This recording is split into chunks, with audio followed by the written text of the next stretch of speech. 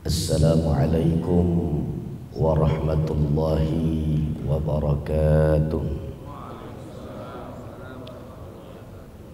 Alhamdulillah, alhamdulillahilladzi bi ni'matihi tatimmus shalihat.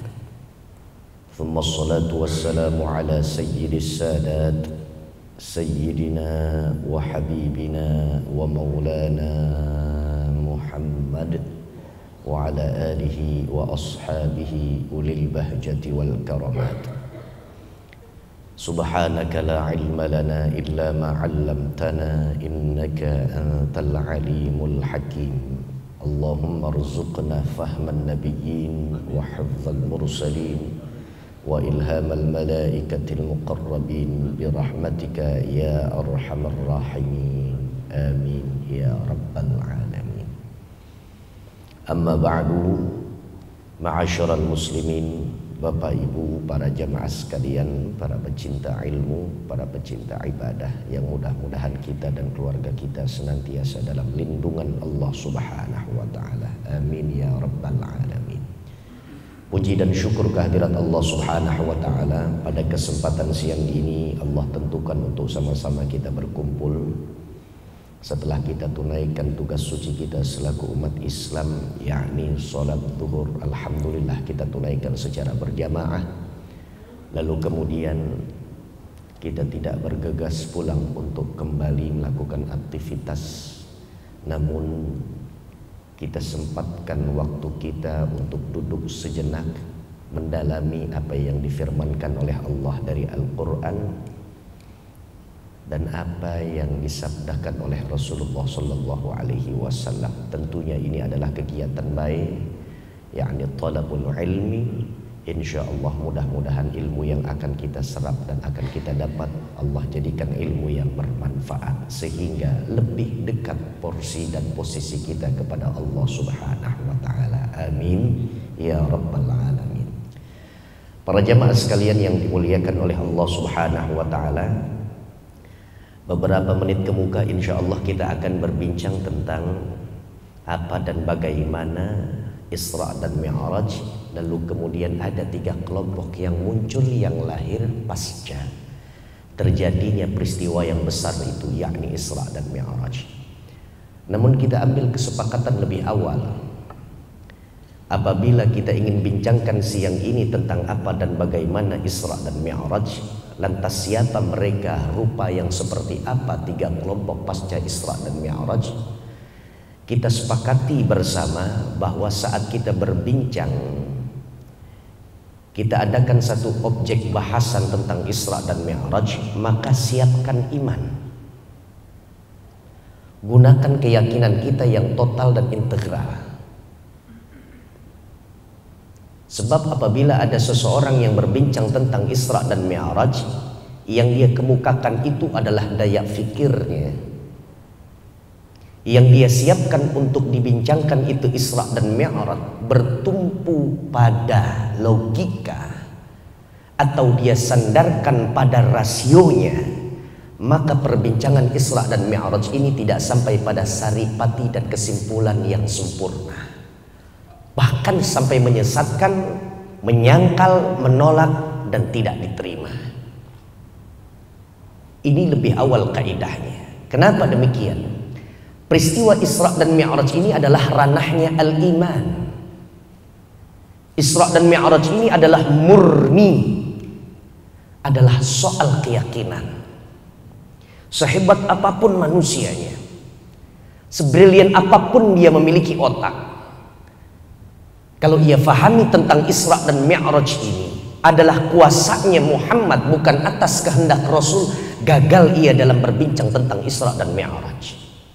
Kenapa demikian? Dia lupa fundamental pada pangkal ayat pertama surahnya Al-Isra.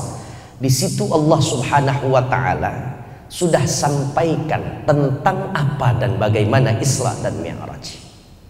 Perhatikan bagaimana Allah Subhanahu wa taala memulai ini ayat. Allah katakan subhana, bahkan Allah awali ayat tersebut dengan pujiannya Allah untuk dirinya. Allah sematkan martabat kedudukan yang tinggi untuk zatnya. Maha suci daku, kata Allah. Barangkali kalau saya ingin lontarkan pertanyaan, dan ini menjadi komunikasi antar saya dengan jamaah audiens yang ada di hadapan saya ingin bertanya, Pak, kira-kira kalau Allah sombongkan dirinya, zatnya, pantas nggak? Pantas. Bu, mana suara yang ibu?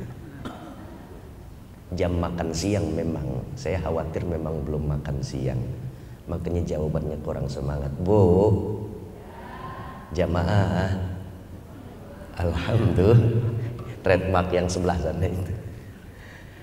Saya mau bertanya sama yang ibu, kalau ada orang melihat keagungan Allah Subhanahu wa Ta'ala atas dasar firman Allah sendiri yang mengatakan, Maha suci aku, Maha kuasa aku, Maha bisa aku, Maha kaya aku, Maha mampu aku, di hadapan makhluknya, kira-kira layak nggak Allah sombongkan dirinya, Bu?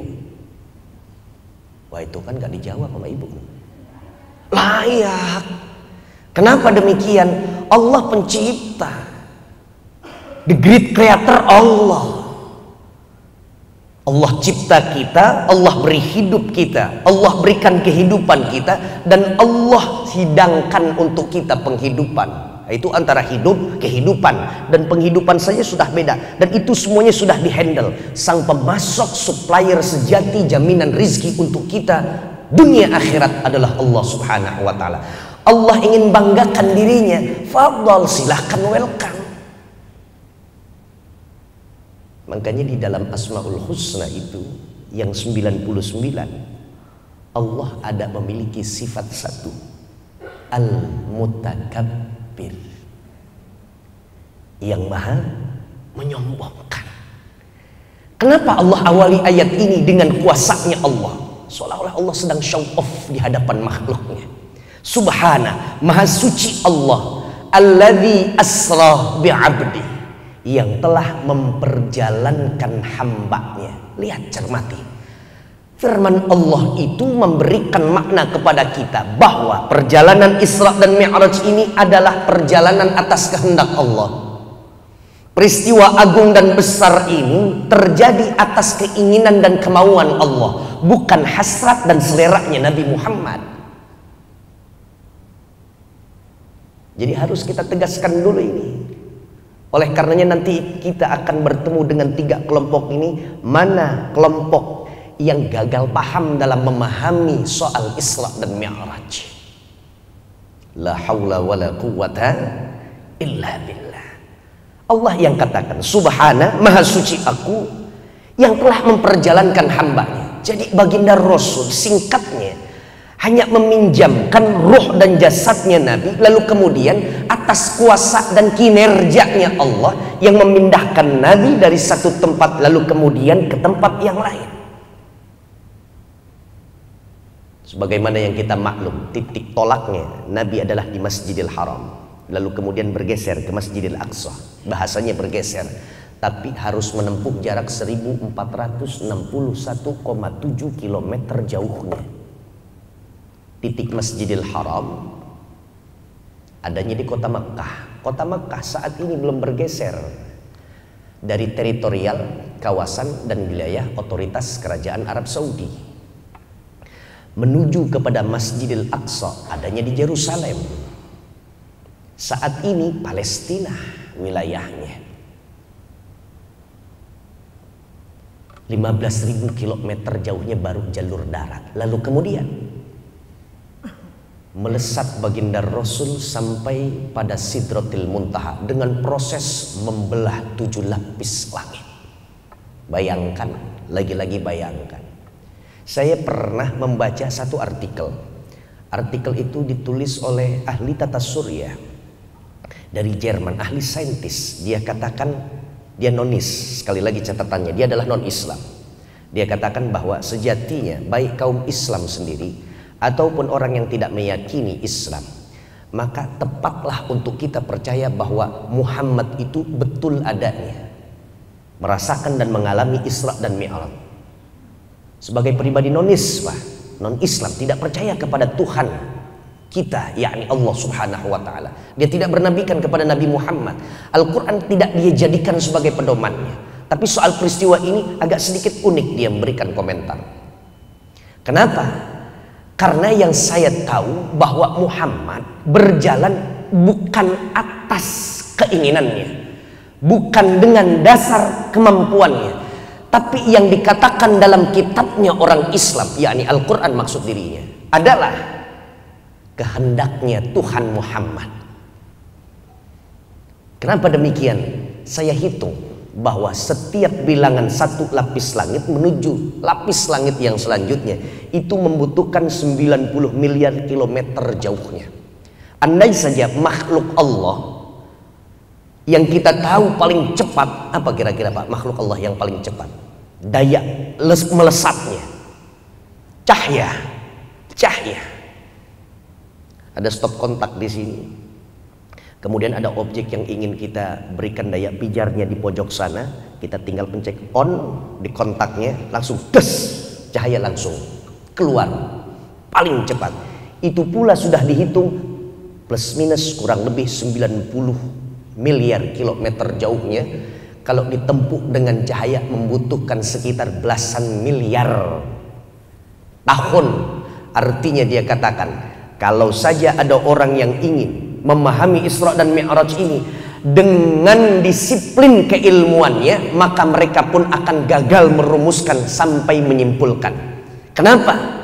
Sebab apabila ingin orang memahaminya dengan relativitas, konsep relativitas khusus berbanding dengan sistem tata surya yang umum saja, dia temukan itu konsep tersebut, maka tetap dia tidak akan pernah menemukan. Dia nggak pernah bisa menyimpulkan. Di terakhir artikel itu dia katakan, kalau saja Muhammad dengan atas kuasanya dia berjalan pada peristiwa Isra dan Mi'raj itu ansih semata-mata kemampuan Muhammad, maka Muhammad sampai detik ini pun, saat saya selesaikan tulisan ini, masih proses on the way pulang, belum sampai dan menapakkan kakinya di bumi Allah Subhanahu wa Ta'ala. Itu kata seorang nonis. Jadi ranahnya adalah iman. Ini wilayahnya adalah soal keyakinan. Karenanya Allah Subhanahu wa Ta'ala katakan secara jelas, Alladzi asra bi'abdi. Allah sombongkan dirinya di hadapan para makhluknya untuk menegaskan dan meneguhkan bahwa ini keinginanku, bukan Muhammad yang punya ingin, bukan Muhammad yang punya selera. Bisa dipahami yang Bapak? Bisa dipahami yang Ibu? Karena peristiwa Isra dan Mi'raj ini adalah ranahnya keimanan, sehingga orang-orang yang di luar daripada Islam tidak akan pernah bisa mentolerir apa yang menjadi cerita dan kisah. Mereka hanya menganggap ini adalah dongengnya pada umat Islam saja. Muncullah 3 kelompok. Ini yang menjadi bahasan kita. Yang pertama dipelopori oleh Abu Jahal. Siapa Abu Jahal? Sosok pribadi yang sangat kentara kebenciannya kepada Islam. Siapa Abu Jahal? Seorang paganis. Dia adalah penyembah berhala. Bahkan beberapa riwayat mengatakan dia pula yang memproduksi, produsennya berhala dia. Dia yang pahat sendiri, dia yang mengajak orang untuk sembah, dan kadang dia pula yang menyembahnya. Abu Jahal mengungkap saat Rasulullah Shallallahu Alaihi Wasallam usai dan selesai pada proses perjalanan Isra dan Mi'raj, Nabi mengumpulkan manusia di sekitaran Ka'bah. Ayyuhan nas, Nabi katakan, hei sekalian manusia, persaksikanlah oleh kalian atasku bahwasanya diriku tadi malam telah diperjalankan oleh Allah Subhanahu wa Ta'ala pada peristiwa Isra dan Mi'raj. Karena Nabi memiliki sifat tabligh. Apa arti tabligh? Menyampaikan apa saja khabar, informasi dari Allah. Setiap informasi dari langit itu sampai kepada Nabi, Nabi share, Nabi sebarluaskan. Itu fungsinya Nabi. Itu mandat yang diberikan oleh Allah kepada setiap Rasul dan utusan-utusannya Allah. Nabi bercerita tentang Isra dan Mi'raj. Sekumpulan manusia mendengar, membuka telinganya. Lalu kemudian belum memberikan komentar dan tanggapan sampai dipecahkan suara itu. Komentar pertama adalah Abu Jahal. Abu Jahal mengungkap, Muhammad, jika engkau menyatakan demikian, sungguh telah nyata kegilaanmu, kata Abu Jahal. Jelas nih orang stres kalau bahasa kita. ODGJ Muhammad, hei para pengikut Muhammad, tidakkah engkau mendengar ocehannya Muhammad? Sampai sejauh ini kau masih percaya dengan ajaran agama yang dibawa oleh Muhammad? Jadi bukan hanya menolak, Pak, Bu. Abu Jahal bahkan sampai membuli di hadapan Nabi Muhammad dan para pengikutnya Muhammad. Jelas ini ditolaknya. Kenapa? Abu Jahal nggak pernah memberikan keimanannya kepada Allah. Kalau iman saja tidak, bagaimana bisa mencermati, menganalisa tentang surah Al-Isra pangkal ayat pertama? Dan ini fundamental. Pribadi kita umat Islam percaya akan Isra Mi'raj apabila sudah Allah nyatakan di dalam Al-Quran. Makanya mengimani Al-Quran tidak parsial, harus total, lengkap, sempurna. Insya Allah. Abu Jahal maklum, ia menolak, dia nggak menerima, menampik, menyangkal, bahkan sampai membuli Nabi di hadapan para pengikut-pengikut Nabi. Karena hasutan Abu Jahal di kelompok yang pertama ini muncul, timbul, lahirlah kelompok yang kedua. Siapa kelompok yang kedua?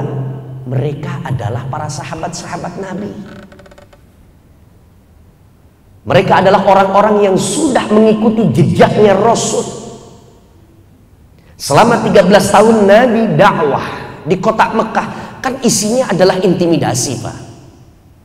Nabi berjuang itu siang, pagi, petang, malam, ejekan, cemoohan. Nabi hidup menjadi bulan-bulanan ucapan kafir Quraisy Mekah. Dan bahkan Nabi pernah disayembarakan. Nabi pernah disayembarakan kepalanya Nabi. Siapa yang bisa membawa kepala Nabi dengan tubuh yang terpisah, artinya dibunuhnya Nabi, maka akan diberikan hadiah yang besar. Nyawanya Nabi disayembarakan. Bahkan para pengikutnya juga ditindas, digencet. Hebat pokoknya. 13 tahun itu masa yang paling sulit Nabi dalam berdakwah, memberikan panji dan pilar tauhid kepada Allah Subhanahu wa taala. Padahal sahabat ini sudah setia, tapi saat hasutan itu keluar dari mulutnya Abu Jahal, apa kemudian akhirnya yang terjadi, Bapak Ibu para jamaah sekalian? Kelompok yang kedua, sahabat-sahabat Nabi, akhirnya mulai muncul pada hatinya keraguan, bimbang akhirnya. Sekelas sahabat bimbang. Itulah ujiannya para sahabat. Padahal mereka hidup membersamai Nabi, mereka hidup saat turun wahyunya Allah kepada Rasulullah. Dibanding dengan kita percaya kepada Nabi tanpa melihat secara jelas, realistis mata kita langsung melihat dan juga menyaksikan bagaimana Nabi menerima wahyu. 1400 tahun yang lewat Nabi meninggal dunia, wafat mangkat Nabi 14 abad yang silam. Tapi Allah tidak berikan uji coba itu tentang Isra dan Mi'raj di hadapan kita, umat akhir zaman, umat sepeninggal Nabi. Tapi yang menjadi ujiannya itu adalah para sahabat yang saat itu mendengar hasutan, kecohan daripada lisannya Abu Jahal. Bukan hanya ragu dan bimbang, bahkan sahabat Nabi ada yang resign dari umat Rasulullah Sallallahu Alaihi Wasallam. Ragu dan bimbangnya itu akhirnya sampai angkat kaki. Kalau demikian ada benarnya juga ucapan Abu Jahal. Betul, manusia tidak bisa berjalan.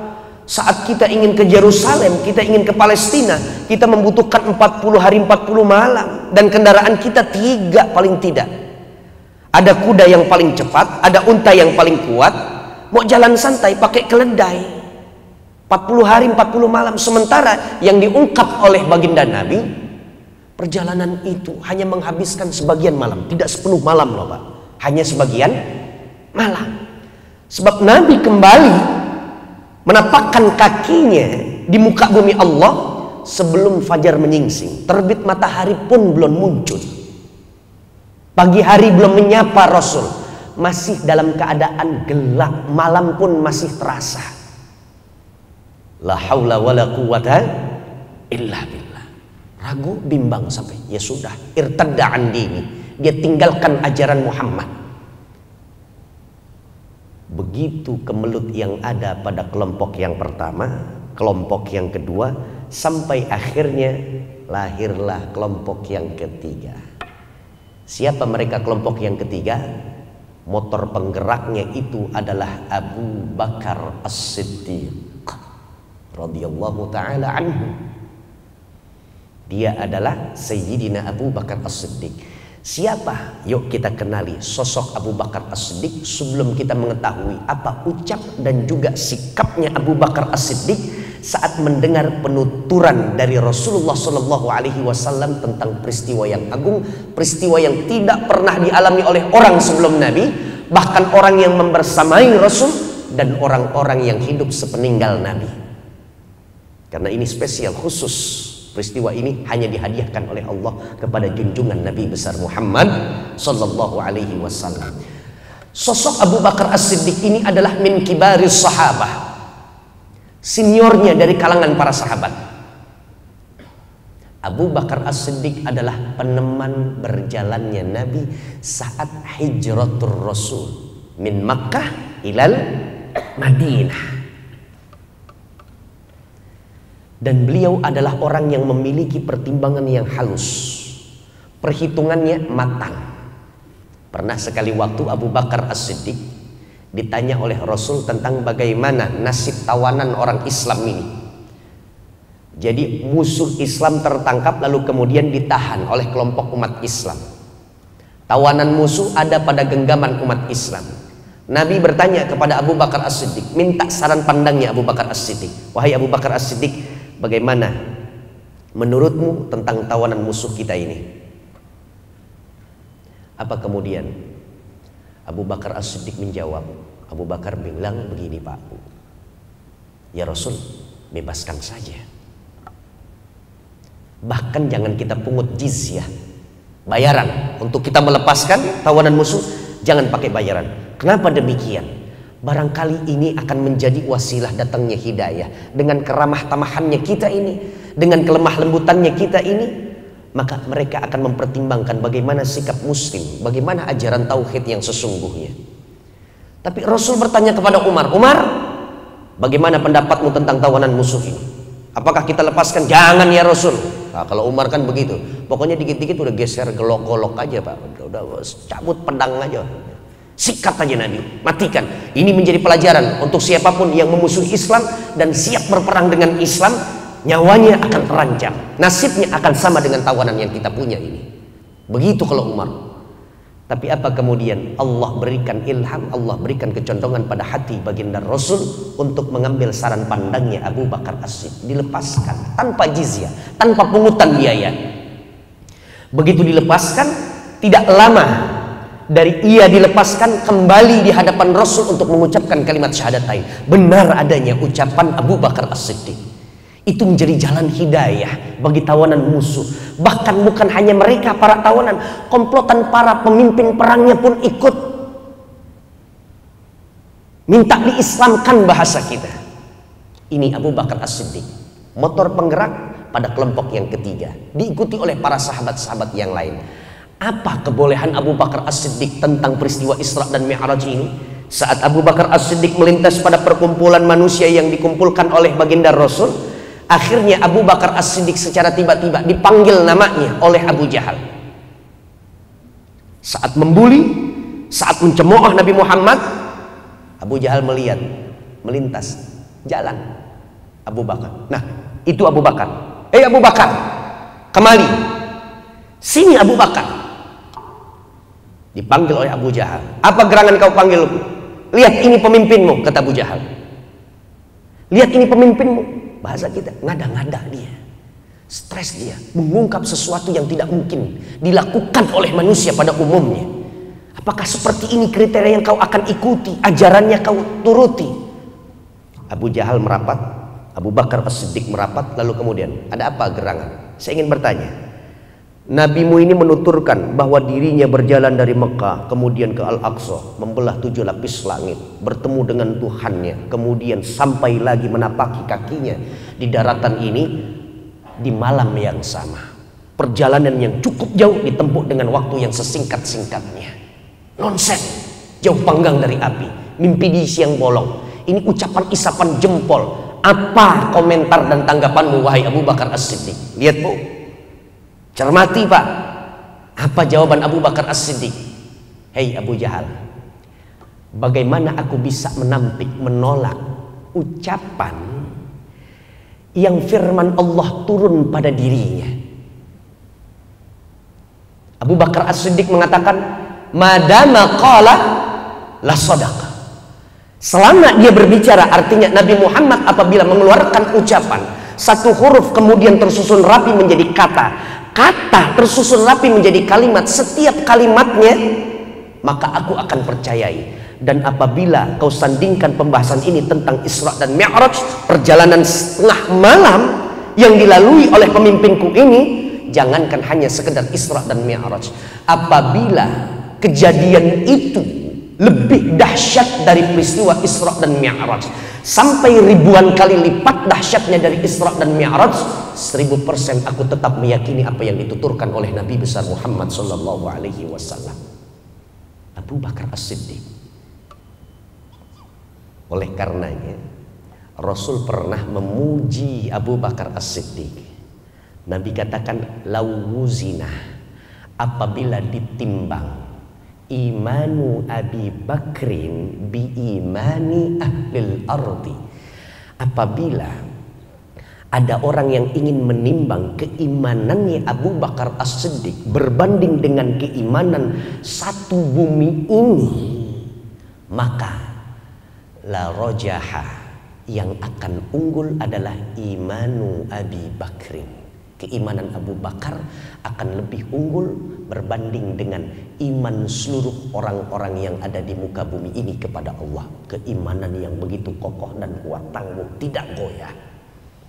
La haula wa la quwwata illa billah. Dan ini kita ambil faedahnya.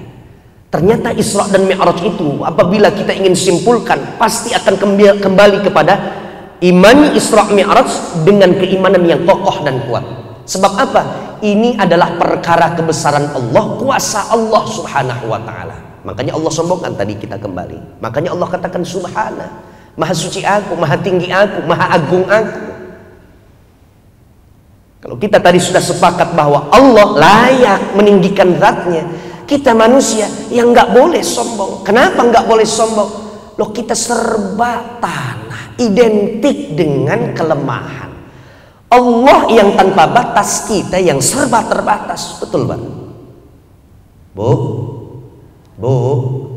kita kan serba tanah. Akur nggak kira-kira? Cocok nggak? Kita serba tanah. Kita diciptakan dari tanah. Yang kita makan semuanya tumbuh dari tanah. Saat ini kita berjalan di atas tanah. Besok tanah akan menjadi atap rumah masa depan kita.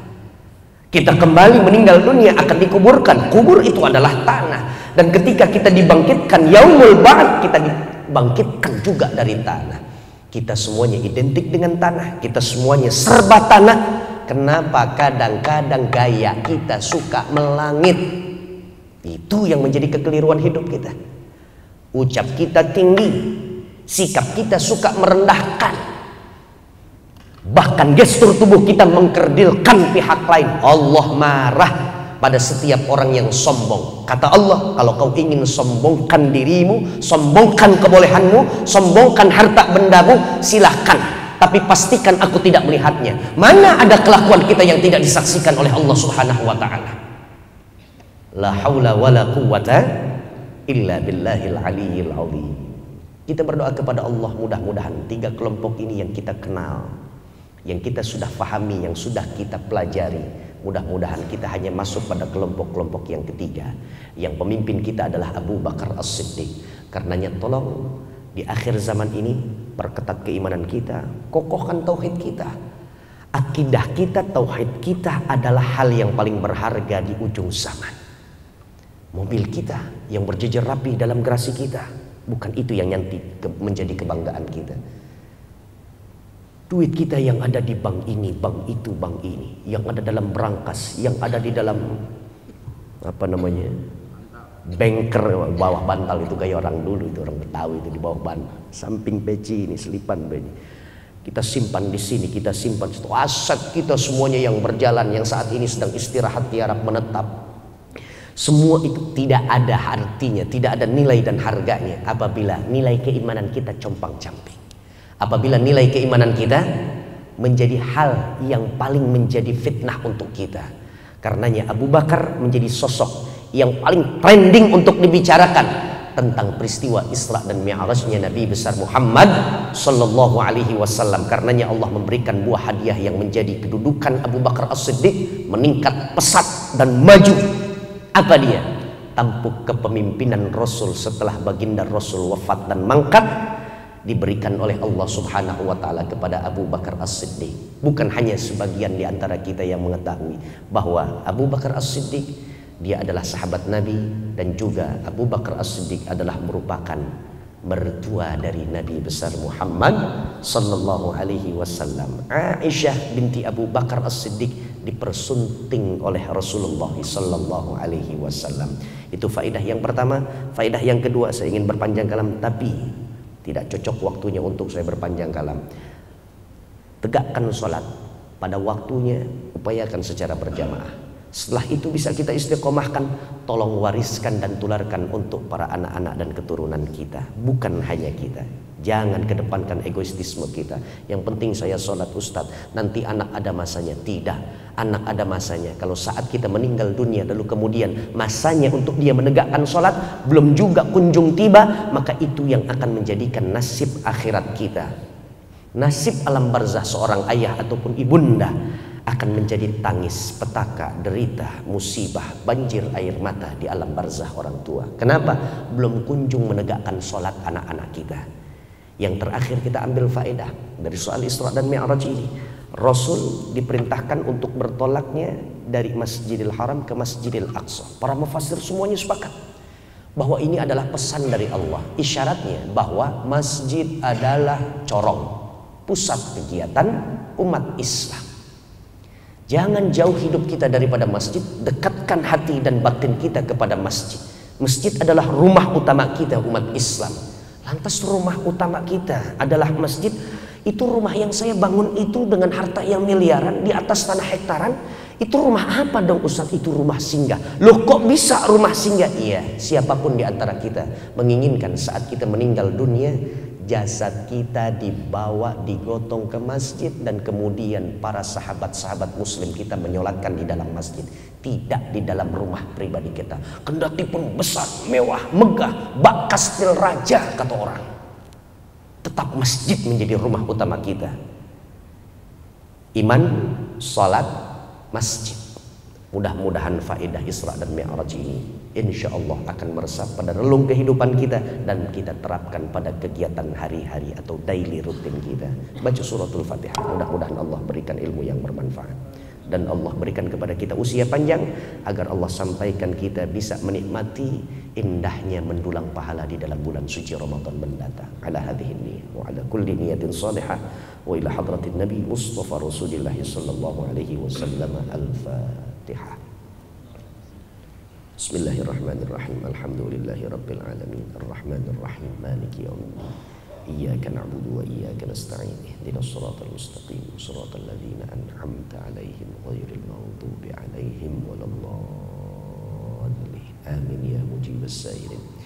Bismillahirrahmanirrahim. Alhamdulillahi rabbil alamin. Allahumma shalli ala sayyidina Muhammad wa ala ali sayyidina Muhammad. Allahumma ya Allah ya Allah ya Allah, inna nastaudi'uka ma 'allamtanahu wa ma hafidnahu wa ma qara'nahu fardudhu ilaina 'inda hajatina ilaihi. Allahumma ahyina 'alal Islam wa amitna husnal khitam. Ballighna ila hajji baitikal haram wa li ziyarati rasulika al-kiram sayyidina Muhammadin sallallahu alaihi wasallam 'am ba'da 'am. Allahumma barik lana fi Sya'ban wa ballighna Ramadan wa a'inna fihi 'ala as-siyami wal qiyami wa tilawatil Qur'an. Rabbana atina fid dunya hasanah wa fil akhirati hasanah wa qina 'adzaban nar. Sallallahu ala sayyidina Muhammad wa ala ali sayyidina Muhammad walhamdulillahi rabbil alamin. Hadani Allah wa iyyakum ajma'in. Thumma assalamu alaikum warahmatullahi wabarakatuh.